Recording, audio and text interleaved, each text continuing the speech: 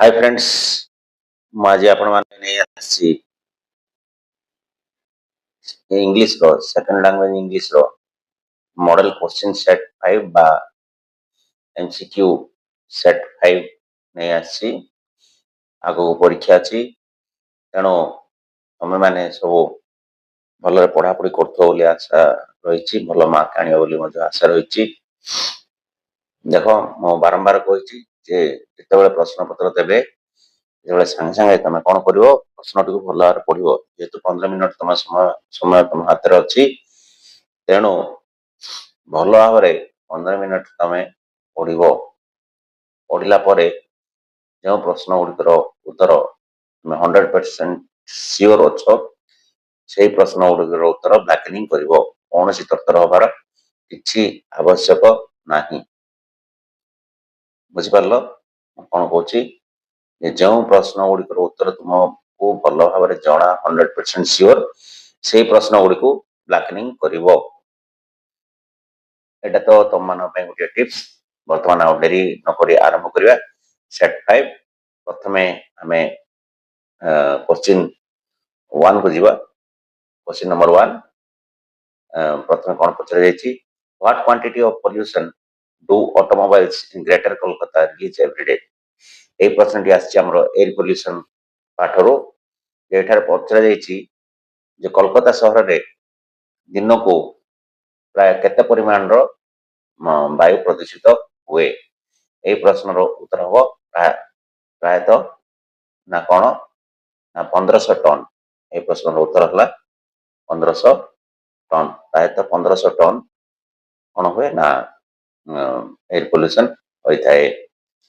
Next आम द्वितीय question को जीवा 2 number question one of the preventive measures in controlling air pollution includes ये जो प्रश्न एयर पोल्यूशन पाठ जे ये जो चारिटी ऑप्शन देला ये चारिटी ऑप्शन मध्य केउटी वायु प्रदूषण को रोकने गोटे पदक्षेप 2 नंबर प्रश्न उत्तर हम जे आम जो इंडस्ट्री गुड़ा को कल कारखाना गुड़ी को जो कंचा माल पठाऊ से किसी परिवर्तन आनिले एयर पोल्यूशन को कंट्रोल करहब 2 नंबर प्रश्न उत्तर हम ए 2 नंबर प्रश्न उत्तर है ए बर्तमान 3 नंबर प्रश्न को आम जीवा दि एसे स्कूल्स गुड बाय कन्वेक्स डेस जे एठी पचरे स्कूल्स गुड बाय पाठर आसी पाठर ना तो ऑलरेडी दे देछि वर्तमान जे एई एठार पचरे जे स्कूल्स गुड बाय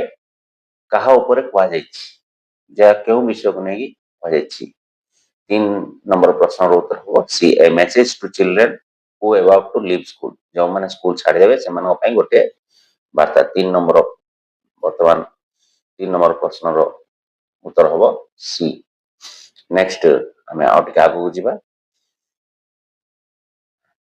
जीवा the phrase hard time refers to days as describe in schools good bye ये जो फ्रेज का देछि हार्ड टाइम रो अर्थ कौन स्कूल्स गुड बाय पाठरे 4 नंबर प्रश्न उत्तर हम ना पीरियड ऑफ डिफिकल्टीज जे तुम कठिन समय जो समय तुम कठिन समय हम से समय तुम कौन कर माने जो किसी तुम माने असुविधा आसो कि कौन समस्या आसो से समय को यही पाठ कौन कह हार्ड टाइम्स अर्थ कौन कह 4 नंबर प्रश्न उत्तर हम B period of difficulties. Next आम आगू जीवा The little blemish drew tears from my eyes. The statement shows that Gandhi dash.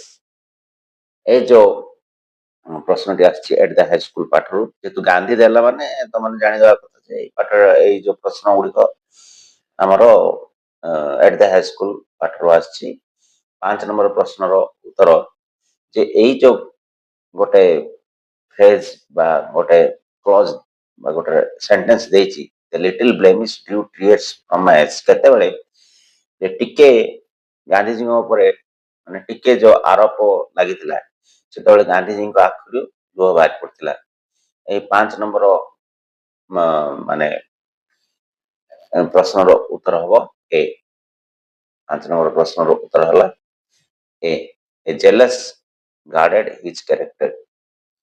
He jealously guarded his character. ମାନେ ସେ ତାଙ୍କର ଚରିତ୍ରକୁ ମାନେ ଅତି ସଂଯତ ଭାବରେ ସୁରକ୍ଷା ଦେଇ ଆସୁଥିଲେ। ନେକ୍ସଟ ଆମେ ଆଉ ଟିକେ ଆଗକୁ ଯିବା। 6 ନମ୍ବର ପ୍ରଶ୍ନ। 6 ନମ୍ବର ପ୍ରଶ୍ନ। Gandhi requested Dash to accept attending him from gymnastic class in order to serve his father. Next ଏ ପ୍ରଶ୍ନଟି ଆଉଥରେ ପଢି ଦଉଛି। Gandhi requested Dash to accept attending him from gymnastics class in order to serve his father. ଯେ এই ପ୍ରଶ୍ନଟି ମଧ୍ୟ at the high school ପାଠ ଅଛି। He requested Dash to accept attending him from gymnastic class in order to service his father. ଯେ ଗାନ୍ଧୀଜୀ କାହାକୁ ଅନୁରୋଧ କରିଥିଲେ ଯେ ସେ ଜିମ୍ନାଷ୍ଟିକ କ୍ଲାସକୁ ଯାଇପାରିବେନି ଯେହେତୁ ତାଙ୍କ ବାପାଙ୍କ ଦେହ ଖରାପ ଥିଲା ବା ବାପାଙ୍କର ସେବା କରୁଥିଲେ ତେଣୁ ସେ ଖେଳ କସରତ କ୍ଲାସକୁ ଯାଇପାରିବେନି କାହାକୁ ଅନୁରୋଧ କରିଥିଲେ। 6 ନମ୍ବର ପ୍ରଶ୍ନର ଉତ୍ତର ହେଲା his headmaster Edulji Gimi. Next 7 number ପ୍ରଶ୍ନକୁ ଆମେ ଯିବା। People pray the god to dash evil spirit. এই প্রশ্নটি আসছে আমার the festivals of northeast India সেই পাঠর আসছি। the people pray the god to dash evil spirits। যে evil spirits ସେମାନଙ୍କର ଯୋଉ ମାନେ ଦୁଷ୍ଟ ଆତ୍ମା ଗୁଡାକ ସବୁ ରହିଥିବ ତାକୁ ଘୋଡେଇବାକୁ ଏଠାରେ କେଉଁ ୱାର୍ଡଟି ପ୍ରୟୋଗ କରାଯାଇଛି ବା କେଉଁ ଭେଜାଲ ଭେର୍ବଟି ପ୍ରୟୋଗ କରାଯାଇଛି। ଏହା ଗୋଟେ ଭେଜାଲ ଭେର୍ବ। 7 ନମ୍ବର ପ୍ରଶ୍ନର ଉତ୍ତର ହେବ B drive away. Drive away ମାନେ ଘୋଡାଇ ଦେବା। ନେକ୍ସଟ ଆମେ 8 ନମ୍ବର ପ୍ରଶ୍ନକୁ ଯିବା। Garos are the tribe found in the villages of dash. ଏହି ପ୍ରଶ୍ନଟି ମଧ୍ୟ ଆମର the festivals of north east India ପାଠରୁ ଆସିଛି। ଯେ ଗାରୋ ଯୋଉ ଜନଜାତି ରହିଛନ୍ତି ସେମାନେ କେଉଁ ରାଜ୍ୟର ଗାରୋ ଜନଜାତି ଯୋଉ ରହିଛନ୍ତି ସେମାନେ କେଉଁ ରାଜ୍ୟର। 8 ନମ୍ବର ପ୍ରଶ୍ନର ଉତ୍ତର ହେବ ସି ମେଘାଳୟ ରାଜ୍ୟର। ସି ମେଘାଳୟ ରାଜ୍ୟର 8 ନମ୍ବର ପ୍ରଶ୍ନର ଉତ୍ତର ହେଲା ସି। ନେକ୍ସଟ ଆମେ ଆଉ ଟିକେ ଆଗକୁ ଯିବା। ହୁ ଓପେନ୍ଡ ଲେଞ୍ଚର୍ସ ସେକେଣ୍ଡ ଲେଟର। এই ପ୍ରଶ୍ନଟି ଆସିଛି ଆମର ଏ ଲେଟର ଟୁ ଗଡ୍ ପ୍ରଥମ ପାଠରୁ ଆସିଛି। ହୁ ଓପେନ୍ଡ ଲେଞ୍ଚର୍ସ ସେକେଣ୍ଡ ଲେଟର। ଯୋଉ ସେକେଣ୍ଡ ଲେଟର ଲେଞ୍ଚର ପଠାଇଥିଲା ତାହାକୁ କିଏ ଓପେନ କରିଥିଲା। 9 ନମ୍ବର ପ୍ରଶ୍ନର ଉତ୍ତର ହେବ ଦି ପୋଷ୍ଟ ମାଷ୍ଟର। 9 ନମ୍ବର ପ୍ରଶ୍ନର ଉତ୍ତର ହେଲା ଦି ପୋଷ୍ଟ ମାଷ୍ଟର। ନେକ୍ସଟ ଆଉ ଟିକେ ଆଗକୁ ଯିବା। Where was Lencher's house situated. ଦେଖ ଏହା ବହୁତ ସମୟରେ ପରୀକ୍ଷାରେ ପଡିଥିବାର ମୁଁ ଅନୁମାନ କରିଛି।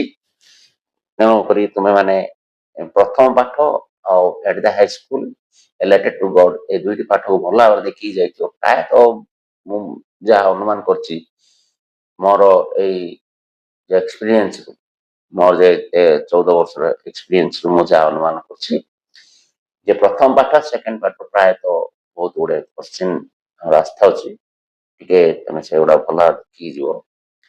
ମୁଁ କହୁନି ଯେ ସେ ଦିଟା ପାଠରୁ ଆସିବ ବୋଲି ସବୁ ପାଠରୁ ପ୍ରାୟ ଆସିବ। ସେ ଦିଟା ପାଠ ଲଙ୍ଗ କୋଶ୍ଚିନ୍ ପାଇଁ ହଁ ବିଶେଷ କରି ମୁଁ କହିବାର ପ୍ରଶ୍ନ ଦେଇଛି ଯେ ଲଙ୍ଗ କୋଶ୍ଚିନ୍ ଯୋଉଟା 5 ମାର୍କ 2 ଅଧେ ମାର୍କ ରହିଛି ସେଇ କୋଶ୍ଚିନ୍ ଗୁଡାକ ପାଇଁ ପ୍ରଥମ ପାଠ ସେକେଣ୍ଡ ପାଠ ଦେଖିକି ଯାଇଥିବ। ବର୍ତ୍ତମାନ 10 ନମ୍ବର ପ୍ରଶ୍ନର ଉତ୍ତର ହେବ D on the top of a low hill. On the top of a low hill 10 number ପ୍ରଶ୍ନର ଉତ୍ତର ହେଲା ଡି। ନେକ୍ସଟ ଆମେ 11 ନମ୍ବର ପ୍ରଶ୍ନକୁ ଯିବା।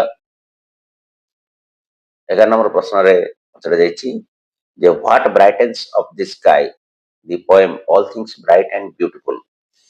ଯେ ଏଇ ପ୍ରଶ୍ନର ଗୀତର ନାଁ ତ ଦେଇଦେଇଛି all things bright and beautiful.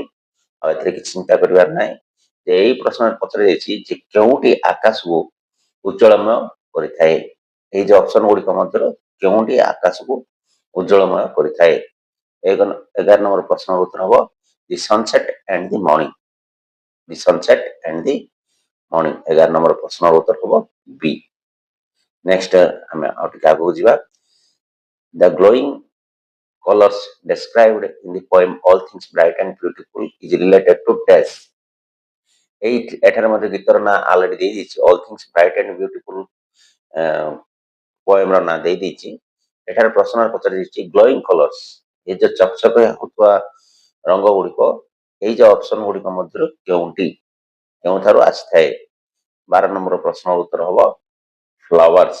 କଣ ହବ? 12 ନମ୍ବର ପ୍ରଶ୍ନର ଉତ୍ତର ହେଲା ଫ୍ଲାୱାର୍ସ। 12 ନମ୍ବର ପ୍ରଶ୍ନର ଉତ୍ତର ହେଲା ବି, ଅପସନ ବି। ନେକ୍ସଟ ଆଉ ଟିକେ ଆଗକୁ ଯିବା। The tone of solitary refresh song is dash. Next ଆମେ 13 ନମ୍ବର ପ୍ରଶ୍ନର ଉତ୍ତର କରିବା। The tone of the solitary refresh song is dash. ଏଇ ପଏମଟି ସଲିଟାରୀ ରିପେୟାର ଏଟା ତ ଅଲରେଡି ଏଠି ମଧ୍ୟ ଦେଇ ଦେଇଛି ମାନେ କବିତାର ନାଁ ସଲିଟାରୀ ରିପେୟାର ବା ପଏମର ନାଁ ଦେଇ ଦେଇଛି। The tone of the solitary repair song is dash. ନା ସେ ଯୋଉ ଶସ୍ୟ କଟାଳି ଝିଅଟି ସଲିଟାରୀ ରିପେୟାର ବା ସଲିଟାରୀ ଏକାକୀ ଯୋଉ ଶସ୍ୟ କଟାଳି ଝିଅଟି ଯୋଉ ଗୀତ ଗାଉଥିଲା ସେଇ ଗୀତଟି କେଉଁ ପ୍ରକାରର ଥିଲା? କେଉଁ ପ୍ରକାରର ଥିଲା? ତେର ହବ ଡି, ମାନେ ଦୁଃଖପୂର୍ଣ୍ଣ, ମେଲାଙ୍କୋଲି ବା ଡି। ମାନେ ମେଲାଙ୍କୋଲିର ଅର୍ଥ ହେଲା ଦୁଃଖପୂର୍ଣ୍ଣ ଗୀତ ଥିବାର କବି ଅନୁମାନ କରିପାରିଥିଲେ। ବର୍ତ୍ତମାନ ଆମେ 14 ନମ୍ବର ପ୍ରଶ୍ନକୁ ଯିବା। 14 number, why does the poet ask the passers by to stop here or gently pass? ଯେ କାହିଁକି କବି ମାନେ ପଥଚାରୀ ମାନଙ୍କୁ କହିଥିଲେ, এই ପ୍ରଶ୍ନଟି ମଧ୍ୟ ଆମର ସଲିଟାରୀ ରିପେୟାର ପଦ୍ୟରୁ ଆସିଛି। ଯେ ଏଠାରେ ପ୍ରଶ୍ନ ପଚରାଯାଇଛି କାହିଁକି କବି ପଥଚାରୀ ମାନଙ୍କୁ ଅନୁରୋଧ କରିଥିଲେ ଯେ ସେମାନେ ରହିବେ କିମ୍ବା ଜେଣ୍ଟଲି ଧୀରେ ସେମାନେ ଯିବା ପାଇଁ ଅନୁରୋଧ କରିଥିଲେ, ରହିଯିବେ କିମ୍ବା ଧୀରେ ଯିବା ପାଇଁ ଅନୁରୋଧ କରିଥିଲେ କେଉଁ କାରଣ ହେତୁ? 14 ନମ୍ବର ପ୍ରଶ୍ନର ଉତ୍ତର ହବ ସି, ଟୁ ଆଭଏଡ ଡିଷ୍ଟର୍ବିଂ ଦି ଗାର୍ଲ।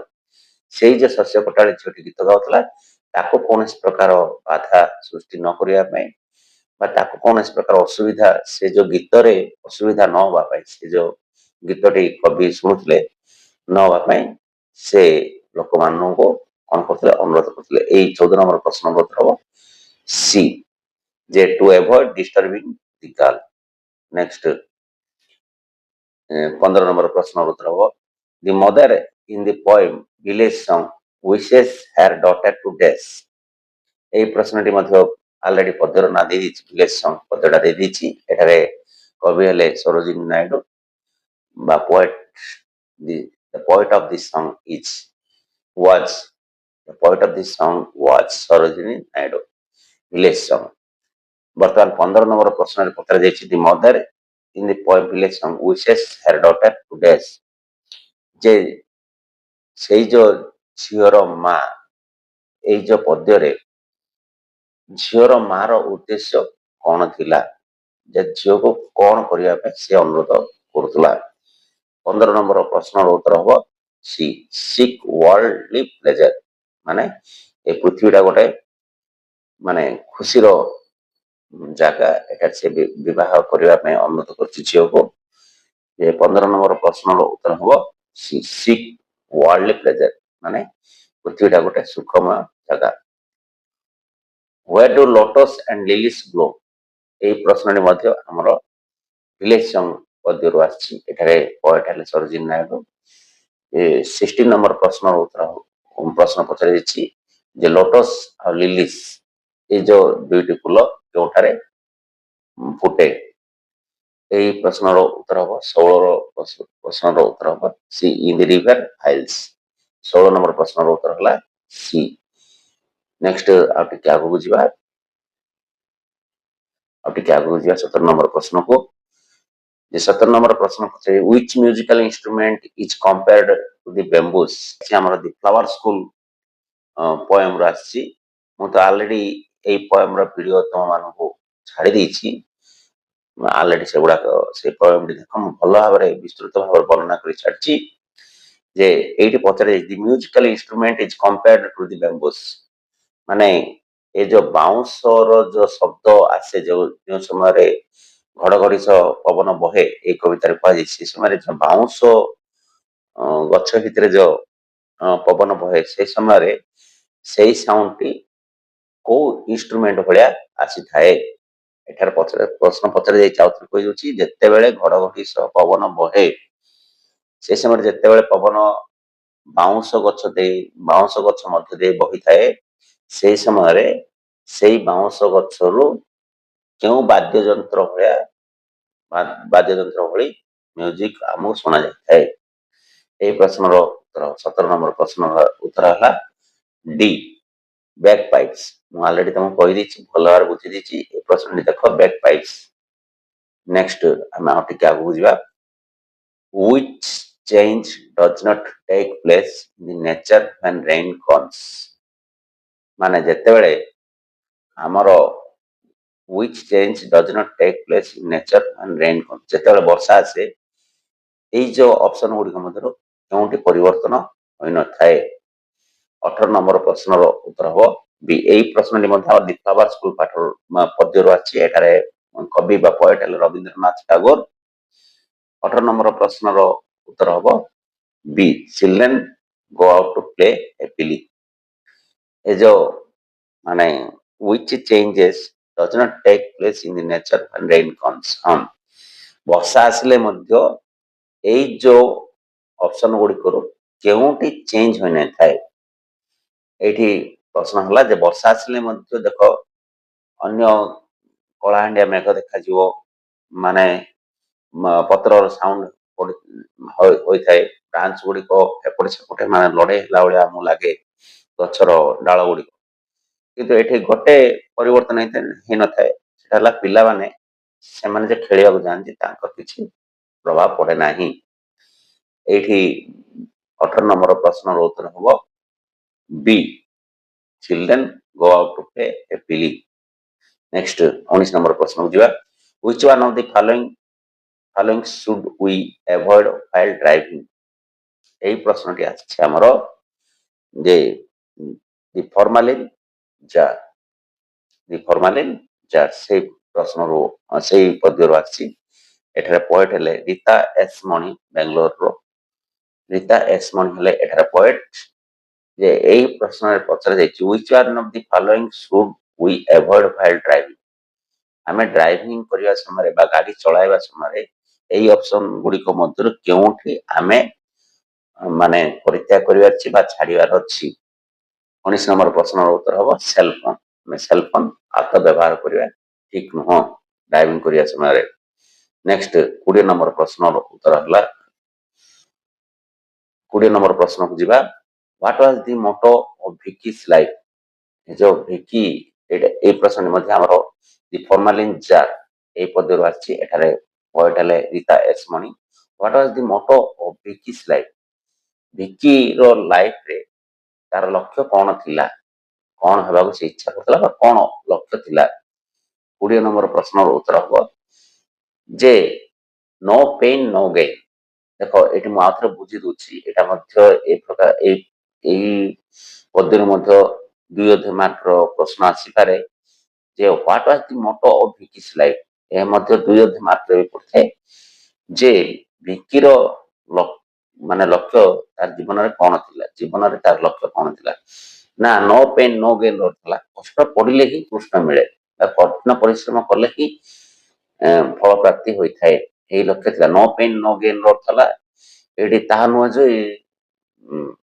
ଯେ କଷ୍ଟ ପଡିଲେ କିଛି ଆମକୁ କାଦକୁ ଯିବା ଦରକାର ନାହିଁ, ଗୋଡ ଧୋଇବା ଦରକାର ନାହିଁ, ଏଇ ଯୋଉ ଭାବନା ଆମର ହଉଛି ତାହା ନୁହଁ।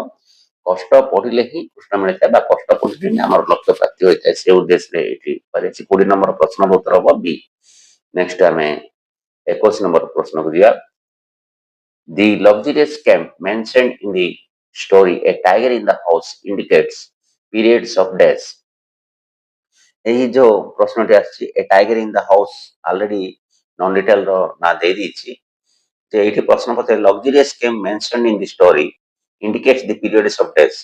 ଏ ଯୋଉ ଲକ୍ସୁରିୟସ୍ କେମ୍, ଏ ଯୋଉ ଆବଶ୍ୟକପୂର୍ଣ୍ଣ ବିଳାସପୂର୍ଣ୍ଣ କେମ୍ପଟି କରିବା ପାଇଁ ଲେଖକଙ୍କ ଜେଜେବାପା ଓ ତାଙ୍କର ଅନ୍ୟ ସାଥୀମାନେ ଯୋଉ ଯାଇଥିଲେ, ଏଥିରେ ଯୋଉ ବିଭିନ୍ନ ଜିନିଷ ଗୁଡାକ ସବୁ ନେଇଥିଲେ ବା ଏଥିରେ ଯୋଉ ବିଳାସପୂର୍ଣ୍ଣ ଜିନିଷ ଗୁଡାକ ସବୁ ନେଇଥିଲେ, ଏହା କେଉଁ ସମୟର ଜିନିଷ ଗୁଡାକ ଭଳି ଦିଶୁଥିଲା।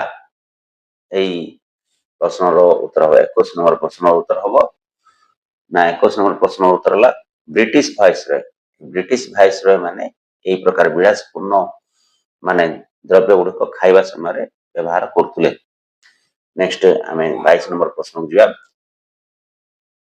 Why did people on the road keep a distance from Timothy during works এই প্রশ্নটি ମଧ୍ୟ ଆମର non-detail a tiger in the house non-detail ପାଠରୁ ଆସିଛି ଯେ ଏଠି ପ୍ରଶ୍ନ ପଚରା ଯାଇଛି ଯେତେବେଳେ ମାନେ ଲେଖକ ସେ ଯୋଉ ଟାଇଗର କପ୍ ବା ଲେଖକ ଜେଜେବାପା ଧରିକି ଯାଉଥିଲେ ଯେ ବାଘ ଛୁଆଟିକୁ ରୋଡରେ ଧରିକି ଯାଉଥିଲେ କାହିଁକି ଲୋକମାନେ ମାନେ ଦୂରକୁ ତାକୁ ଦେଖି ଦୂରକୁ ଚାଲି ଯାଉଥିଲେ ଆଉ ତାକୁ ରାସ୍ତା ମାନେ ଗୋଟେ ପ୍ରଶସ୍ତ ରାସ୍ତା ତା ପାଇଁ ଛାଡି ଦଉଥିଲେ ଚାଲିବା ପାଇଁ ଛାଡି ଯାଉଥିଲେ ଯେ ଏଇ ପ୍ରଶ୍ନର ଉତ୍ତର 22 ନମ୍ବର ପ୍ରଶ୍ନର ଉତ୍ତର ହେଲା ସି ବିକଜ ତିମୋଥି ଲୁକ୍ଡ ଡେଞ୍ଜରସ୍ ଯେହେତୁ ବାଘ ଛୁଆଟି ତେଣୁ ଲୋକମାନେ ଯେମିତି ରାସ୍ତା ଛାଡ଼ିଦେବେ ସେ ବାଘ ଛୁଆଟି ଦେଖିବାକୁ ଗୋଟେ ଭୟଙ୍କର ପ୍ରାଣୀ ବାଘ ଛୁଆଟି ଯେହେତୁ ସେ ଗୋଟେ ଭୟଙ୍କର ପ୍ରାଣୀ ତ ଲୋକମାନେ ରାସ୍ତା ତାକୁ ବୁଲେଇବାକୁ ନେବା ସମୟ ରାସ୍ତା ଛାଡି ଦଉଥିଲେ ନେକ୍ସଟ 23 ନମ୍ବର ପ୍ରଶ୍ନକୁ ଯିବା ଆମେ how did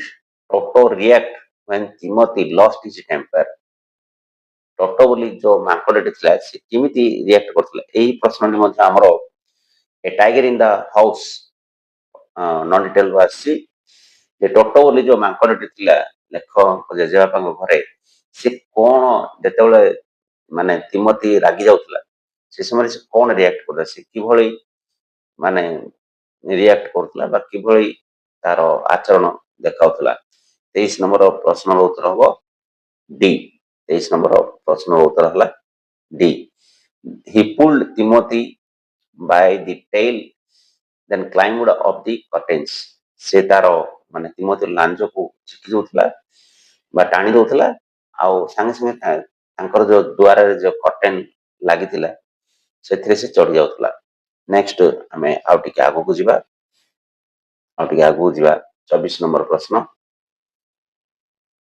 what had weakened Luskov physically and morally what and weakened Luskov physically and morally এই প্রশ্নটি আমরা আসছি the beggar non-detail ପାଠରୁ ଆସିଛି ଏଠାରେ ଲେଖକ ହେଲେ ଆଣ୍ଟୋନି ଚେକବ ହେଲେ এই ପ୍ରଶ୍ନରେ ପଚରା ଯାଇଛି what had weakened Luskov physically and morally ଯେ এই ଚାରିଟି ଅପସନ ମଧ୍ୟରୁ ଲୁସ୍କପ ବା ଯେଉଁ ଭିକାରୀଟି ଥିଲା ତାକୁ এই ଚାରିଟି ଅପସନ ମଧ୍ୟ କେଉଁଟି ତାକୁ ଶାରୀରିକ ଓ ମାନସିକ ଭାବରେ ଦୁର୍ବଳ କରିଦେଇଥିଲା এই ପ୍ରଶ୍ନର ଏହା ଅର୍ଥ ବର୍ତ୍ତମାନ 24 ନମ୍ବର ପ୍ରଶ୍ନର ଉତ୍ତର ହବ ସି ଡ୍ରିଙ୍କିଂ ଆଲକୋହଲ ସେ ଯେତେବେଳେ ମଦ୍ୟପାନ କରୁଥିଲା ସେ ତାର ଶାରୀରିକ ମାନସିକ ଭାବରେ ଦୁର୍ବଳ ହୋଇଯାଇଥିଲା ବର୍ତ୍ତମାନ ଆଉ ଟିକେ ଆଗକୁ ଯିବା 25 ନମ୍ବର ପ୍ରଶ୍ନ what job did Sergei finally arrange for Luskop through a friend এই ପ୍ରଶ୍ନଟି ମଧ୍ୟ ଆମର ଦି ବେଗାର non-detail ପାଠରୁ ଆସିଛି ଯେ ଏଠାରେ ପ୍ରଶ୍ନ ପଚାରିଛି what job did Sergei finally arrange for Luskop through a friend ତାର ସାଙ୍ଗ ଦ୍ୱାରା ମାନେ ସେର୍ଗେଇଙ୍କ ସାଙ୍ଗ ଦ୍ୱାରା ଲୁସ୍କପକୁ କେଉଁ ଚାକିରିଟି ସେ ଯୋଗାଇ ଦେଇଥିଲେ ସେର୍ଗେଇ ଯୋଉ ଆଡଭୋକେଟ ଥିଲେ ସେର୍ଗେଇ ତାଙ୍କର ସାଙ୍ଗ ଦ୍ୱାରା ଲୁସ୍କପ ପାଇଁ କେଉଁ ଚାକିରିଟି ଯୋଗାଇ ଦେଇଥିଲେ 25 ନମ୍ବର ପ୍ରଶ୍ନ ଆମେ ଦେଖିବା 25 ନମ୍ବର ପ୍ରଶ୍ନର ଉତ୍ତର ହବ କପିଂ ୱାର୍କ ଯେ ଦେଖିକି ଲେଖିବା ପାଇଁ ବା କୌଣସି ଲେଖାଲେଖି କାମ କରିବା ପାଇଁ ସେ ସେର୍ଗେଇ ଯୋଉ ଆଡଭୋକେଟ ଥିଲେ ସେ ତାଙ୍କ ସାଙ୍ଗ ଦ୍ୱାରା ଲୁସ୍କପକୁ ଗୋଟେ ଚାକିରି ଯୋଗାଇ ଦେଇଥିଲେ ବର୍ତ୍ତମାନ 26 ନମ୍ବର ପ୍ରଶ୍ନକୁ ଯିବା where did Luskov tell Sergei that he was an expert student ଯେ କେଉଁ ସମୟରେ Sergei where did Luskov tell Sergei that he was expert student ଯେ କେଉଁ ସମୟରେ ଲୁସ୍କପ ସେର୍ଗେଇ ଆଡଭୋକେଟଙ୍କୁ କହିଥିଲା ଯେ ସେ ଜଣେ ବିତାଡ଼ିତ ଛାତ୍ର ଥିଲା ଆଉ ଥରେ କହୁଛି ଯେ ସେର୍ଗେଇ ଆଡଭୋକେଟଙ୍କୁ ଲୁସ୍କପ କେଉଁ ସମୟରେ ସେ କହିଥିଲା ଯେ ସେ ଜଣେ ବିତାଡ଼ିତ ଛାତ୍ର ଥିଲା ଏକ୍ସପର୍ଟ ମାନେ ବିତାଡ଼ିତ ବର୍ତ୍ତମାନ 26 ନମ୍ବର ପ୍ରଶ୍ନକୁ ଆମେ ଯିବା 26 ନମ୍ବର ପ୍ରଶ୍ନରେ ପଚରା ଯାଇଛି ପୁଣି ଆଉ ଥରେ କହିଦଉଛି ଯେ ସେର୍ଗେଇ ଯୋଉ ଆଡଭୋକେଟଙ୍କୁ ଲୁସ୍କପ ଯୋଉ ଭିକାରୀଟି କେଉଁ ସମୟରେ ସେ ଜଣେ ବିତାଡ଼ିତ ଛାତ୍ର ଥିଲା ବୋଲି କହିଥିଲା 26 ନମ୍ବର ପ୍ରଶ୍ନର ଉତ୍ତର ହବ ଡି ସାର୍ଭଏ ଷ୍ଟ୍ରିଟରେ ସେ ଯେତେବେଳେ ଦେଖିଥିଲା ସେର୍ଗେଇଙ୍କୁ ସେତେବେଳେ ସେ କହିଥିଲା ଯେ ସେ ଜଣେ ବିତାଡ଼ିତ ଛାତ୍ର ଥିଲା 26 ନମ୍ବର ପ୍ରଶ୍ନର ଉତ୍ତର ହବ ଡି ବର୍ତ୍ତମାନ ଆଉ ଟିକେ ଆଗକୁ ଯିବା ଆମେ 27 ନମ୍ବର ପ୍ରଶ୍ନ money does not grow on trees who said এই প্রশ্নটি আমরা আসছি ভিলেজ চর্চ non-detail ରୁ ଆସିଛି ଯେ ଏଠାରେ ଗଛରେ ଟଙ୍କା ଫଳେ ନାହିଁ ବୋଲି କିଏ କହିଥିଲା? 27 নম্বର ପ୍ରଶ୍ନର ଉତ୍ତର ହବ ଜୁମନ ସେଇ। 27 নম্বର ପ୍ରଶ୍ନର ଉତ୍ତର ହବ ଜୁମନ ସେଇ। ଦେଖ ଏଇ ପ୍ରଶ୍ନ ମଧ୍ୟ ବାରମ୍ବାର ଆମେ 28 নম্বର ପ୍ରଶ୍ନକୁ ଯିବା। 28 নম্ବର ପ୍ରଶ୍ନ ପଚରାଯାଇଛି why did Sanju Sahu buy a bullock from Algu Chaudhary? ଯେ ଏଇ ପ୍ରଶ୍ନଟି ମଧ୍ୟ ଆମର ଦି ଭିଲେଜ ଜର୍ଜ ପାଠରୁ ଆସିଛି।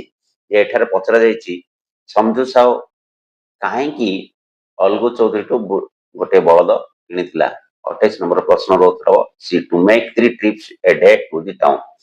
ଯେ ସହରକୁ ସେ 3 ଥର ଜିନିଷ ବୋହି ନେବା ପାଇଁ କିଣିଥିଲା। 28 নম্বର ପ୍ରଶ୍ନର ଉତ୍ତର ହବ ସି। ନେକ୍ସଟ ଆମେ ଆଉ ଟିକେ ଆଗକୁ ଯିବା 29 নম্বର ପ୍ରଶ୍ନକୁ। 29 নম্বର ପ୍ରଶ୍ନକୁ ଯିବା ଯେ why did the king feel surprised even after learning the strange object was merely a grain of corn? এই ପାଠଟି ମୁଁ ପଢେଇନି। এই ପ୍ରଶ୍ନଟି ଆସିଛି a grain as big as hen's egg ନନ୍-ଡିଟେଲରୁ ଆସିଛି। ବର୍ତ୍ତମାନ 29 নম্বର ପ୍ରଶ୍ନର ଉତ୍ତର ହବ ମୁଁ ବହୁତ ଦିନ ତଳେ ପଢିଥିଲି, ମତେ ଯାହା ଅନୁମାନ ଲାଗୁଛି 29 নম্বର ପ୍ରଶ୍ନର ଉତ୍ତର ହବ C.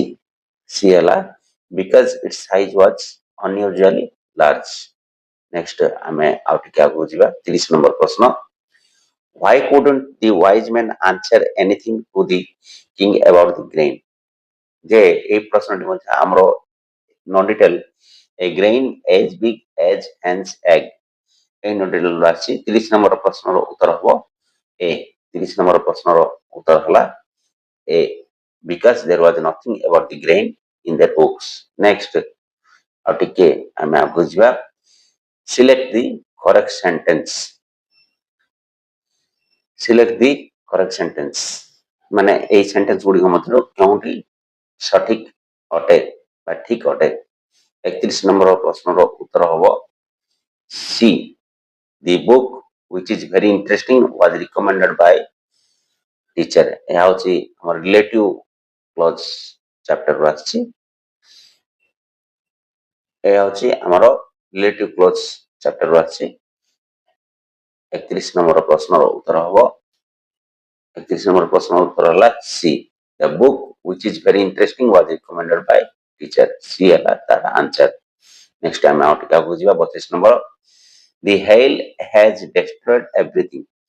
Empathetically negative expression of the above sentence। The hail has destroyed everything। ଏଇଠି ଏଇ ଯୋଉ ପ୍ରଶ୍ନଟି ଆସିଛି ଆମର ଭୋକାବୁଲାରୀ ପ୍ରଥମ ପାଠ the skills of communicative English ର ପ୍ରଥମ ପାଠର ଭୋକାବୁଲାରୀରୁ ଏଇ ପ୍ରଶ୍ନଟି ଆସିଛି। The hail has destroyed ଏ ଯୋଉ ମାନେ ଆମର କୁଆପଥର ବୃଷ୍ଟି ହେଇଥିଲା ସେ ସବୁ ଯାକ ନଷ୍ଟ କରିଦେଇଥିଲା। ଏଇ ଯୋଉ ଚାରିଟି ଅପସନ ମଧ୍ୟରୁ କେଉଁଟିକୁ ସେ ବୁଝାଉଛି? 32 নম্বର ପ୍ରଶ୍ନର ଉତ୍ତର ହବ ବି। The hail has left nothing ମାନେ କିଛି ହେଲେ ଛାଡ଼ିଲା ନାହିଁ। ଏ ଯୋଉ କୁଆପଥର ବୃଷ୍ଟି ହେଇଗଲା ତାର ଫସଲ ସବୁ ନଷ୍ଟ ହେଇଗଲା, କିଛି ହେଲେ ଛାଡ଼ିଲା ନାହିଁ। 32 নম্বର ପ୍ରଶ୍ନର ଉତ୍ତର ହବ ବି। 32 নম্বର ପ୍ରଶ୍ନର ଉତ୍ତର ହେଲା ବି। ନେକ୍ସଟ ଆମେ ଆଉ ଟିକେ ଆଗକୁ ଯିବା 33 নম্বର ପ୍ରଶ୍ନ। ଗାନ୍ଧୀ ୱାଜ ୱିଥ୍ ଡ୍ୟାଶ ଜିଓଗ୍ରାଫି ମାନେ ଏଇ ପ୍ରଶ୍ନଟି ଆସିଛି ଆମର ପ୍ରିପୋଜିସନ ପାଠରୁ ଆସିଛି। ଏଠାରେ ମାନେ ଏଇ ଯୋଉ ଚାରିଟି ଅପସନ ମଧ୍ୟରୁ କେଉଁଟି ହବ? ଏହା ମୁଁ ଯାହା ଭାବୁଛି ଏହା ପ୍ରିପୋଜିସନ ହେଇପାରେ, ନହେଲେ ଆମର ଏଟ୍ ଦ ହାଇସ୍କୁଲ ଭୋକାବୁଲାରୀରୁ ମଧ୍ୟ ଆସିଥାଇପାରେ। ନେକ୍ସଟ ଆମର 33 নম্বର ପ୍ରଶ୍ନର ଉତ୍ତର ହବ ସି ଇନ୍ ଜିଓଗ୍ରାଫି। 33 নম্বର ପ୍ରଶ୍ନର ଉତ୍ତର ହବ ସି। 33 নম্বର ପ୍ରଶ୍ନର ଉତ୍ତର in geography. Next the antonym of gratitude is dash. ଦେଖ ମୁଁ ଆଗରୁ କହିଦେଇଛି ଯେ କେତେ ଦେଖ ଆମର ସେକେଣ୍ଡ ପାଠରେ ଥାର୍ଡ ପାଠରେ ଅଛି ମୁଁ ଅନୁମାନ କରିପାରୁଛି ଯେ କେତେ ଗୁଡ଼ିଏ ଶବ୍ଦରେ ଯଦି ଆମେ କିଛି ପ୍ରିଫିକ୍ସ କରିଦେବା ବା ପ୍ରିଫିକ୍ସ ଯଦି ଆମେ କୌଣସି ମାନେ ଗୋଟେ ପାର୍ଟିକାଲ ଯଦି ପ୍ରିଫିକ୍ସ କରିଦେବା ତା ନେଗେଟିଭ ଶବ୍ଦରେ ପରିଣତ ହେଇଯାଇଥାଏ। ଏଗୁଡ଼ିକ ସବୁ ପୁରା ଚାର୍ଟ ଦେଖିକି ଯିବ, ଚାର୍ଟ ଅଲରେଡି ଦେଇଦେଇଛି। ପ୍ରିଫିକ୍ସ ଗୁଡ଼ିକ ହେଲା ଯଥା ମିସ୍, ଅନ୍, ଇଲ୍ ଏଇ ଯୋଉ ପ୍ରିଫିକ୍ସ ଗୁଡ଼ିକ ସବୁ ଦେଇଛି ଏଇ ପ୍ରିଫିକ୍ସ ଗୁଡ଼ିକ କରିବା ଦ୍ୱାରା ଗୋଟେ ଶବ୍ଦ ଆଣ୍ଟୋନିମ୍ বা বিপরীত শব্দରେ ପରିଣତ ହୋଇଯାଇଥାଇପାରେ। ଏଠି 34 নম্বର ପ୍ରଶ୍ନର ଉତ୍ତର ହବ ଗ୍ରାଟିଚ୍ୟୁଡ ଇନ୍ ଗ୍ରାଟିଚ୍ୟୁଡ। ଏଠି 34 নম্বର ପ୍ରଶ୍ନର 34 নম্বର ପ୍ରଶ୍ନର ଉତ୍ତର ସରି 34 নম্বର ପ୍ରଶ୍ନର ଉତ୍ତର ହବ ଇନ୍ ଗ୍ରାଟିଚ୍ୟୁଡ 34 ର ଏ। ଦେଖ ବର୍ତ୍ତମାନ ଆମେ 35 নম্বର ପ୍ରଶ୍ନକୁ ଯିବା। ଚୁଜ୍ ଦି ଗ୍ରାମାଟିକାଲି କରେକ୍ଟ ସେଣ୍ଟେନ୍ସ। ଦେଖ ଏଇ ଯୋଉ ଚାରୋଟି ଅପସନ ଦେଇଛି ଏହା ମଧ୍ୟ ଗୋଟେ ଭୋକାବୁଲାରି ଅଟେ। ଏଠି ସେମି ନେଗେଟିଭ ପଦ ହାର୍ଡଲି, ବେୟାରଲି, ରେୟାରଲି ଏଗୁଡା ସବୁ ସେମି ନେଗେଟିଭ ୱାର୍ଡସ ବୋଲି କୁହାଯାଏ, ଯୋଉଟା କି ପ୍ରାୟତଃ ନାସ୍ତି ଅର୍ଥକୁ ବୁଝାଏ। ତେଣୁ ଏଠାରେ ନଟ୍ ବା ନେଭର ଶବ୍ଦର ୟୁଜ କରାଯାଏ ନାହିଁ। ତେଣୁ 35 নম্বର ପ୍ରଶ୍ନର ଉତ୍ତର ହବ D. Samita can hardly wait for her birthday. 35 number ପ୍ରଶ୍ନ ଦେଖ ପ୍ରଥମରେ 30 নম্ବର ପ୍ରଶ୍ନର ଉତ୍ତର ହବ ଡି। ନେକ୍ସଟ ଆମେ ଆଉ ଟିକେ ଆଗକୁ ଯିବା। Women and their children are given a sumptuous feast during Cheirova. The underline word refers to days. ଏହା ମଧ୍ୟ ଗୋଟେ vocabulary question। ଏହି vocabulary question ଟି ଆମର festivals of north east India ପାଠରୁ ଆସିଛି। ଏଠି ସମ୍ପଟସ୍ ବା ସମ୍ପଟସ୍ ର ଅର୍ଥ କଣ ବୋଲି ପଚରାଯାଇଛି। এই ସମ୍ପଟସ୍ ଅର୍ଥ ହେଲା ଦେଖ ମୁଁ ବାରମ୍ବାର କହିଛି ତୁମେମାନେ ସବୁ ବହି ପଛପଟେ ଯୋଉ ଗ୍ରୋସରୀ ରହିଛି ବା ବହି ପଛପଟେ ଯୋଉ ୱାର୍ଡର ମିନିଂ ଗୁଡାକ ସବୁ ଦେଇଛି ଇଂଲିଶରେ ତାକୁ ବସିବାକୁ ପଡିବ ବୋଲି ବାରମ୍ବାର କହିଛି। ତମେ ସେଥିପାଇଁ ପୁରା ଦେଖିକି ଯାଇଥିବ, ସେ ଭିତରୁ ଗୋଟେ କିମ୍ବା ଦୁଇଟି ପ୍ରଶ୍ନ ଭୋକାବୁଲାରି ହିସାବରେ ଆସିବ ଯେ ଏଠି ମିନିଂ ପଚାରିବ, ଇଂଲିଶ ଟୁ ଇଂଲିଶ ମିନିଂ ବୁଝିବାକୁ ପଡିବ। ଓଡ଼ିଆ ମିନିଂ ତମେ ଜାଣିଲେ ମଧ୍ୟ ଇଂଲିଶ ମିନିଂ ଇମ୍ପୋର୍ଟାଣ୍ଟ। ମୁଁ ଆଗରୁ ବି କହିଛି ଯେ ବହି ପଛପଟେ ପାଠ ସରିଗଲା ପରେ ଯେତିକି ସବୁ ବୋଲ୍ଡ ଲେଟରରେ ମିନିଂ ଗୁଡାକ ଦେଇଛି ତାକୁ ସବୁ ଦେଖିକି ଯାଇଥିବା। ଏଗୁଡିକ ମଧ୍ୟ ଟେଷ୍ଟ ପେପରରେ ମଧ୍ୟ ଆମର ରହିଛି। ବର୍ତ୍ତମାନ ଆମେ ଦେଖିବା 36 নম্বର ପ୍ରଶ୍ନର ଉତ୍ତର। 36 নম্বର ପ୍ରଶ୍ନର ଉତ୍ତର C, very rich and with a lot of variety। Sumptuous ର ଅର୍ଥ ହେଲା ଲଟ୍ ଅଫ ଭେରାଇଟି, ମାନେ ବିଭିନ୍ନ ପ୍ରକାରର ଯୋଉ ଭେରାଇଟି ଗୁଡାକ ଯଦି ରହିଥିବ, ମାନେ ବିଭିନ୍ନ ପ୍ରକାର ଜିନିଷ ଗୁଡାକ ସବୁ ଯୋଉ ରହିଥିବ ତାକୁ ଆମେ ସମ୍ପଟସ୍ ଆଭିଜାତ୍ୟ ବୋଲି କହିଥାଉ। ଭେରି ରିଚ୍ ମାନେ ବହୁତ ଧନିକ ଶ୍ରେଣୀର ଲୋକମାନେ ଯାହା ବ୍ୟବହାର କରନ୍ତି। ଲଟ୍ ଅଫ ଭେରାଇଟି ଖାଦ୍ୟ ପରିଷିବା ପାଇଁ ବା ଖାଦ୍ୟ ଦେବା ପାଇଁ ଯୋଉ ବିଭିନ୍ନ ଜିନିଷ ଗୁଡାକ ସବୁ ବ୍ୟବହାର କରାଯାଇଥାଏ। ଆଭିଜାତ୍ୟ ସମ୍ପଟସ୍ ର ଅର୍ଥ ହେଲା ପ୍ରକୃତରେ ଗୋଟେ ଆଭିଜାତ୍ୟକୁ ବୁଝଉଛି। ତେଣୁ 36 নম্বର ପ୍ରଶ୍ନର ଉତ୍ତର ହବ ସି। ସି ହେଲା ଏହାର ଆନ୍ସର। ନେକ୍ସଟ ଆମେ ଆଉ ଟିକେ ଆଗକୁ ଯିବା। ଦି automobile exhausts are dash in no way less dangerous than the industrial smokes। এই ପ୍ରଶ୍ନଟି ମଧ୍ୟ ଆମର ଗୋଟେ ଭୋକାବୁଲାରି କ୍ୱେଶ୍ଚିନ୍। ଦେଖ ବାରମ୍ବାର କହିଛି ଯେ ସ୍କିଲ୍ସ ଅଫ କମ୍ୟୁନିକେଟିଭ ଇଂଲିଶ ଯୋଉ ବହି ରହିଲା, ପାଠ ଗୀତର ଯୋଉ ବହି ରହିଲା, ସେଥିରୁ ମଧ୍ୟ 10 ମାର୍କ ତୁମର ଭୋକାବୁଲାରି ଆଉ ଲାଙ୍ଗୁଏଜ ଷ୍ଟଡି ଆସିବ। ବାରମ୍ବାର ଆଗରୁ ହିଁ କହିଛି। ତେଣୁ ସବୁ ଗୁଡାକ ଭୋକାବୁଲାରି ଆଉ ଲାଙ୍ଗୁଏଜ ଷ୍ଟଡି ଟେଷ୍ଟ ପେପରରୁ ଦେଖିକି ତମେ ପରୀକ୍ଷାକୁ ଯିବ। 36 নম্বର ପ୍ରଶ୍ନର ଉତ୍ତର ଏଠି ପଚାରିଛି ଏକ୍ଜଷ୍ଟ ର ଅର୍ଥ କଣ? ଏକ୍ଜଷ୍ଟ ଯୋଉ ରହିଛି ତାର ଅର୍ଥ କଣ? এই ପ୍ରଶ୍ନର ଉତ୍ତର ହବ ଆମର 37 নম্বର ପ୍ରଶ୍ନର ଉତ୍ତର ହବ ଡି। ଯେ ହଁ ଏଠି ପଚାରିଲା automobiles exhaust are in no way less dangerous than industrial smoke। The underline word here means ଯେ exhaust ର ଅର୍ଥ କଣ? अंडरलाइन वार्ड रो अर्थ होला 37 नंबर प्रश्न रो उत्तर हबो डी कार्बन मोनोक्साइड। 37 नंबर प्रश्न रो उत्तर हबो डी कार्बन मोनोक्साइड रिलीज करिथाय। नेक्स्ट आउट के जिबा मैं आपको people of Assam are trying to save the forest from death. The save the forest from death एई प्रश्नटी मध्ये हमर वोकाबुलरी गोटे वोकाबुलरी प्रश्न अटे। 38 नंबर प्रश्नटी मध्ये वोकाबुलरी 38 ए डिस्ट्रक्शन कौन हम डिस्ट्रक्शन बा क्षति पहुंचाई थाए। Smoking in your youth clouds the brain. The meaning of the underline word is dash. वर्तमान आम 39 नंबर प्रश्न को जीवा। 39 नंबर प्रश्न पचरा जाइए smoking in your youth clouds the brain. The meaning of the underline word ए जो अंडरलाइन करा जाइए क्लाउड्स रो अर्थ कौन? एठारे क्लाउड्स रो अर्थ होला डी कन्फ्यूज माने द्विधाग्रस्त कर दी थाए। ଯେତେବେଳେ ଜଣେ ଧୂମପାନ କରେ ତାର ବ୍ରେନଟି ଦ୍ୱିଧାଗ୍ରସ୍ତ ହୋଇଯାଇଥାଏ। ଏଠାରେ କନଫ୍ୟୁଜ, এই କ୍ଲାଉଡ୍ସ ର ଅର୍ଥ ହେଲା ଡି କନଫ୍ୟୁଜ। ନେକ୍ସଟ ଆମେ ଆଉ ଟିକେ ଆଗକୁ ଯିବା।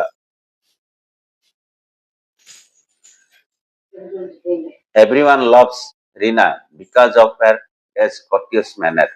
They replace the underlined word with suitable option. এই যে চারিটি অপশন ମଧ୍ୟରୁ କେଉଁଟି underline word ପାଇଁ ଠିକ ହବ? courteous manner, courteous manners ଅର୍ଥ ହେଲା 40 ନମ୍ବର ପ୍ରଶ୍ନର ଉତ୍ତର ହବ polite behavior। 40 ନମ୍ବର ପ୍ରଶ୍ନର ଉତ୍ତର ହବ polite behavior। ଏ ହେଲା ଏହାର option. Next, I dash matriculation by May 2026। ଦେଖ এই ପ୍ରଶ୍ନଟି ଆସିଛି ଆମର, ବର୍ତ୍ତମାନ ଆମେ ଯିବା 41 ନମ୍ବର ପ୍ରଶ୍ନକୁ। I dash matriculation by May 2026। ଏଠି এই ପ୍ରଶ୍ନଟି ଆମର ଆସିଛି ଲର୍ନ ଆଣ୍ଡ ପ୍ରାକ୍ଟିସ ଗ୍ରାମାର ବହିରୁ ଆସିଛି। ଏହା ହେଉଛି ଟେନ୍ସ ରିଭିଜିଟେଡ, ପ୍ରଥମ ଆମର ପାଠରୁ ଆସିଛି। ଟେନ୍ସ ରିଭିଜିଟେଡ ଯୋଉ ଗ୍ରାମାର ରହିଲା ସେଥିରୁ ଆସିଛି। ବର୍ତ୍ତମାନ ଦେଖିବା I dash matriculation by 2026। ଏହା ଗୋଟେ ଅନୁମାନ ଉପରେ କୁହାଯାଇଛି ଯେ ପାସ୍ ହୋଇଯାଇପାରେ। ଗୋଟେ ଅନୁମାନ ଯେ ଏଇଟା ଡେଫିନେଟ ସେ ପାସ୍ ହବ ବୋଲି କହିନି। ତେଣୁ 41 ର ପ୍ରଶ୍ନ will have passed ହୋଇଯାଇପାରେ। ତେଣୁ 41 ନମ୍ବର ପ୍ରଶ୍ନର ଉତ୍ତର ହବ ଆମର କଣ? 41 ନମ୍ବର ପ୍ରଶ୍ନର ଉତ୍ତର ହେଲା D will have passed। Next, Lakshmipriya is happy dash she got first prize। Next, ଏଠି ଏହା ପ୍ରିପୋଜିସନ ଆସିଛି। ଲକ୍ଷ୍ମୀପ୍ରିୟା ହାପି ହବ dash got first prize। 42 number ପ୍ରଶ୍ନର ଉତ୍ତର ହବ B। 42 ନମ୍ବର ପ୍ରଶ୍ନର ଉତ୍ତର ହବ ହେଲା ନା କଣ? B। B ହେଲା answer 4। Next, the youth dash more serious than his uncle। Next, এই ପ୍ରଶ୍ନଟି ମଧ୍ୟ ଆମର ୟୁଥ, ଏହା ହେଉଛି ସବଜେକ୍ଟ verb agreement ପାଠରୁ ଆସିଛି। ବର୍ତ୍ତମାନ ଦେଖିବା ଯେ 43 ନମ୍ବର ପ୍ରଶ୍ନର ଉତ୍ତର କଣ ହବ? 43 ର ଉତ୍ତର ହେଲା A। The youth was more serious than his uncle। Next ଆମେ ଆଉ ଟିକେ ଆଗକୁ ଯିବା। My family have a great admiration dash my talent। ଯେ এই ପ୍ରଶ୍ନଟି ମଧ୍ୟ ଆମର ପ୍ରିପୋଜିସନ ରୁ ଆସିଛି ଯେ admiration ପାଖରେ ଗୋଟେ ପର୍ଟିକୁଲାର ପ୍ରିପୋଜିସନ ଆମର ଲାଗିବ। 44 ର ହବ for admiration for 44 ନମ୍ବର ପ୍ରଶ୍ନର ଉତ୍ତର ହେଲା B। ଦେଖ ପ୍ରିପୋଜିସନ ରେ ପର୍ଟିକୁଲାର ଯୋଉ ଆମର କେତେ ଗୁଡେ ପ୍ରିପୋଜିସନ ଗୋଟେ ଶବ୍ଦ ପାଇଁ ଲାଗେ, ଫ୍ରେଜାଲ ଭେର୍ବରେ ମଧ୍ୟ ପର୍ଟିକୁଲାର ପ୍ରିପୋଜିସନ ସେ ଶବ୍ଦ ପାଇଁ ଲାଗେ, ସେଗୁଡା ସବୁ ଭଲ ଭାବରେ ଦେଖିକି ଯିବ। ନେକ୍ସଟ ଆମେ ଆଉ ଟିକେ ଆଗକୁ ଯିବା 45 ନମ୍ବର ପ୍ରଶ୍ନ। The bus drivers have decided to cancel the strike। ଦେଖ ଏହା এই ପ୍ରଶ୍ନଟି ଆସିଛି ଆମର ଫ୍ରେଜାଲ ଭେର୍ବ ପାଠରୁ ଆସିଛି। କ୍ୟାନସେଲ ଏହା ପ୍ରାୟତଃ ବହୁତ ସମୟ ରାସ୍ତା ହଉଛି এই ପ୍ରଶ୍ନ, এই ପ୍ରକାର ପ୍ରଶ୍ନଟି ଆମର ରାସ୍ତା ହଉଛି। ତେଣୁ ବୋଲ୍ଡ ଲେଟରରେ ଯେଉଁ ଫ୍ରେଜାଲ ଭେର୍ବ ଗୁଡିକ ଦେଇଛି ତାର ମିନିଂ ଗୁଡାକ ଘୁଷିକି ଯିବାକୁ ହବ। ବାରମ୍ବାର କହିଛି ଯେ ଫ୍ରେଜାଲ ଭେର୍ବର କ୍ୱେଶ୍ଚିନ ଗୁଡାକ 3 ପ୍ରକାରର ଆସିବ। ଗୋଟେ ହେଲା ମିନିଂ ଦେଇଥିବ, ଫ୍ରେଜାଲ ଭେର୍ବ ଲେଖିବାକୁ ପଡିବ। ଆଉ ଗୋଟେ ହେଲା ଫ୍ରେଜାଲ ଭେର୍ବ ଦେଇଥିଲେ ମିନିଂ ଲେଖିବାକୁ ପଡିବ। ଆଉ ଗୋଟେ ହେଲା ଫ୍ରେଜାଲ ଭେର୍ବ ଅଲରେଡି ଗୋଟେ ପାର୍ଟ ଦେଇଥିବ, ଅନ୍ୟ ପାର୍ଟିକଲଟି ଛାଡି ଦେଇଥିବ। ପାର୍ଟିକଲ ବୋଲେ ପ୍ରିପୋଜିସନଟି ଛାଡି ଦେଇଥିବ, ତାକୁ ଲେଖିବାକୁ ପଡିବ। ନହେଲେ ଫ୍ରେଜାଲ ଭେର୍ବ ସେ କେଉଁ ଟେନ୍ସ ର ଅଛି ସେ ଆକାରରେ ଲେଖିବାକୁ ପଡିବ। 4 ପ୍ରକାରର କ୍ୱେଶ୍ଚିନ ଆସିବ। ଯେହେତୁ ଏଇଟା କ୍ୟାନସେଲ ଦେଇଛି, ପ୍ରେଜେଣ୍ଟ ଟେନ୍ସ ରେ ହିଁ ଅଛି, ଏଠାରେ କୌଣସି ଇଡି ଫର୍ମ ନାହିଁ। ତେଣୁ এই ଖାଲି ଫ୍ରେଜାଲ ଭେର୍ବର ଅର୍ଥ ହିଁ ଏଠି ପଚରାଯାଇଛି। 45 ନମ୍ବର ପ୍ରଶ୍ନର ଉତ୍ତର ହବ କଲ୍ ଅପ୍। 45 କ୍ୟାନସେଲ ର ଫ୍ରେଜାଲ ଭେର୍ବଟି ହେଲା କଲ୍ ଅପ୍। ନେକ୍ସଟ ଆମେ ଆଉ ଟିକେ ଆଗକୁ ଯିବା 46 ନମ୍ବର ପ୍ରଶ୍ନ। My mother wanted to know why I was going to market, which is the noun clause in the above sentence। ଯେହେତୁ noun clause ଏବଂ relative clause ଏଗୁଡାକ ମୁଁ କହିପାରି ନାହିଁ, ମୁଁ ଛାଡି ଦେଇଛି, କିନ୍ତୁ ମୁଁ ଆଗରୁ ଯୋଉ ପଢିଥିଲି ଏଇଠି 46 ନମ୍ବର ପ୍ରଶ୍ନର ଉତ୍ତର ହେବ the why I was going to the market। 46 number ପ୍ରଶ୍ନର ଉତ୍ତର ହେଲା D C why I was going to market C। Next ଆମେ ଆଉ ଟିକେ ଆଗକୁ ଯିବା। As Amrita was busy reading, she could not help her mother। This is an dash। ଦେଖ adverb ଗୋଟେ ଦେଖ ଏହା ହଉଛି ଗୋଟେ as Amrita was busy reading, she could not help her mother। This is an dash। adverb clause relative clause ସେଇ ପାଠରୁ ଆସିଛି। ଏଠାରେ 47 number ପ୍ରଶ୍ନର ଉତ୍ତର ହେବ ସି। 47 ନମ୍ବର ପ୍ରଶ୍ନ ଏହା ଗୋଟେ adverb clause of reason। ଯେହେତୁ ଏଠି ରିଜନ ପଚରା ଯାଇଛି ତେଣୁ ଏଠି 47 ନମ୍ବର ପ୍ରଶ୍ନର ଉତ୍ତର ହେଲା C adverb clause of reason। Next ଆମେ ଆଉ ଟିକେ ଆଗକୁ ଯିବା। A kind person took the old man to the hospital। The appropriate passive in this sentence ଦେଖ ଏ passive ହିସାବରେ ଆସିଛି। A kind person took the old man to the hospital। 48 ପ୍ରଶ୍ନର ଉତ୍ତର ହେବ the old man was। ଯେହେତୁ କୋ ଆକାର ଅଛି ନା took ଦେଇଛି ମାନେ ତମେ ଜାଣିଦବ take took taken। ତେଣୁ ଏଠି took ଦେଇଛି ମାନେ past tense ରେ ରହିଛି। ତେଣୁ ଯେହେତୁ past tense ଅଛି ତେଣୁ ଏଠାରେ କଲାବେଳେ ଆମେ ମୁଁ ତ passive voice ତମକୁ already ଭଲ ଭାବରେ ବୁଝେଇ ଦେଇଛି।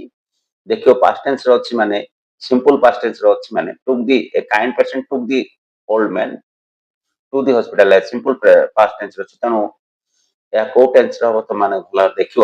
ରେଜଲ୍ଟ passive voice ର ସବୁ ଟେନ୍ସ ଗୁଡ଼ିକ ଦେଖିକି ଯିବ ଯେ passive voice ହେବା ସମୟରେ କେଉଁ ଟେନ୍ସ ସେଠାରେ ୟୁଜ କରାଯିବ ବା କେଉଁ ସୂତ୍ର ୟୁଜ କରାଯିବ ସେଗୁଡ଼ା ସବୁ ଭଲ ଭାବରେ ଦେଖିକି ଯାଇଥିବ।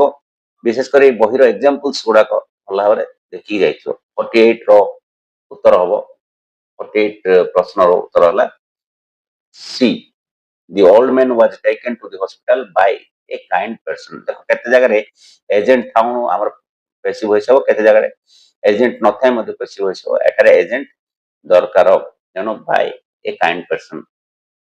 ନେକ୍ସଟ ଆମର ଆଉ ଟିକେ ଆଗକୁ ଯିବା। My mother said remember to take admit card to the examination hall। The indirect speech is dash। ଦେଖ ଏଠାରେ ଯେହେତୁ ଗୋଟେ ଏହା ଗୋଟେ ଇମ୍ପେରେଟିଭ ସେଣ୍ଟେନ୍ସ ଦେଇଛି ତମକୁ ଇମ୍ପେରେଟିଭ ସେଣ୍ଟେନ୍ସ ମୁଁ ଆଉ ବୁଝେଇ ପାରିଲିନି। ସେଥିର ପ୍ରାୟ 11ଟି କି 12ଟି ରୁଲ ରହିଛି।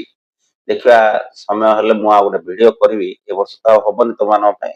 ନେକ୍ସଟ ଇୟର ପାଇଁ ମୁଁ ଗୋଟେ କେବଳ ଡାଇରେକ୍ଟ ଇନଡାଇରେକ୍ଟ ସ୍ପିଚ ପାଇଁ ଗୋଟେ ଭିଡିଓ କରିବି। ଦେଖ ଏଇଠି ଗୋଟେ ଇମ୍ପେରେଟିଭ ସେଣ୍ଟେନ୍ସ ଦେଇଛି remember to take admit card to the examination hall।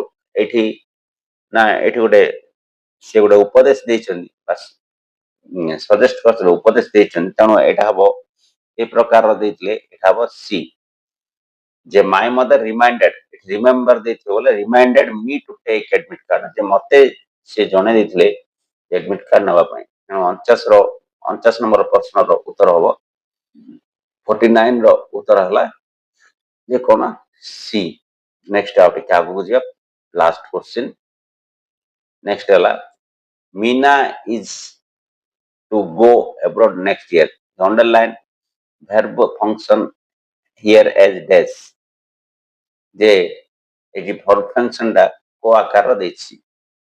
ଏହା ଆମର ମାନେ ନାଉନ୍ କ୍ଲଜ ଓ ରିଲେଟିଭ କ୍ଲଜ ରୁ ଆସିଛି। 50 ନମ୍ବର ପ୍ରଶ୍ନର ଉତ୍ତର ହବ ସି କମ୍ପ୍ଲିମେଣ୍ଟ ଆକାରରେ ଏଠି ଦେଇଛି। ଏଠି 50 ନମ୍ବର ପ୍ରଶ୍ନର ଉତ୍ତର ହବ C compliment Meena is to go abroad next year। ଗୋଟେ କମ୍ପ୍ଲିମେଣ୍ଟ ହିସାବରେ ଏଠି ଦିଆଯାଇଛି ତେଣୁ ଟୁ ଗୋ ଟା ଏଠି କମ୍ପ୍ଲିମେଣ୍ଟ କୁ ସୂଚାଉଛି। ଦେଖ 50ଟି ପ୍ରଶ୍ନର ଉତ୍ତର ଅଲରେଡି କରିଦେଇଛି।